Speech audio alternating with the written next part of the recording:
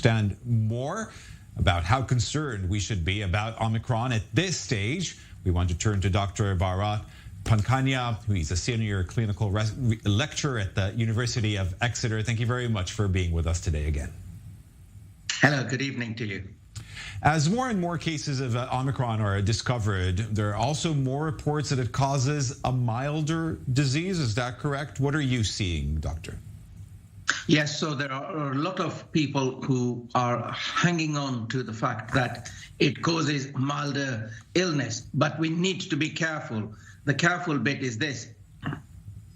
The milder illness is in the population in South Africa, where the age distribution and their characteristics are completely different to the Northern Hemisphere, where we have a more elderly population, albeit more heavily immunized as well. So unfortunately, although we would like to compare and extrapolate from the South African experience, we need to be watchful and see how it is performing in the Northern Hemisphere, in the European countries.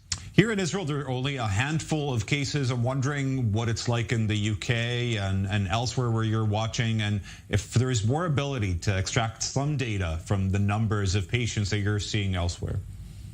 No, not at the moment, because also in the United Kingdom, it is a handful of cases. And even with those handful of cases, because I'm involved with containment measures in the United Kingdom, it is an enormous amount of hard work to contain this. Just one case leads to several meetings, several operations, several interventions, and I think it's no way possible to contain it in the way we are trying to contain it. One last question. What do you make of the mix and match policy of booster shots that we've seen in some countries, where the third dose is different from the first in terms of formula and manufacturer? Is this beneficial for individuals? Well, empirically speaking and scientifically speaking, and from the knowledge that we have, it is perfectly safe, perfectly okay. And if you asked me, if you had more time, I would explain why.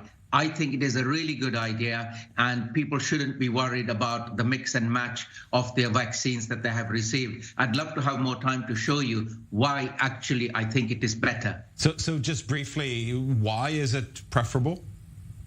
Well, you see, you have the first two platforms. Say it was AstraZeneca. It's a viral mRNA, vaccine that takes the mRNA in. And then with the Pfizer Moderna, it's little globules of fat that take the mRNA in. And because you're using two different platforms, you can actually have a better immune response. The reason is that after a little time, your immune system can start to recognize the virus, the AstraZeneca virus that takes it in, and mount a defense against it. So by coming in through a fat globule route, you circumvent that issue. Okay, Dr. Bharat Pankania, knowledgeable as always. Thank you very much for joining us from Bath today. Thank you very much. My pleasure.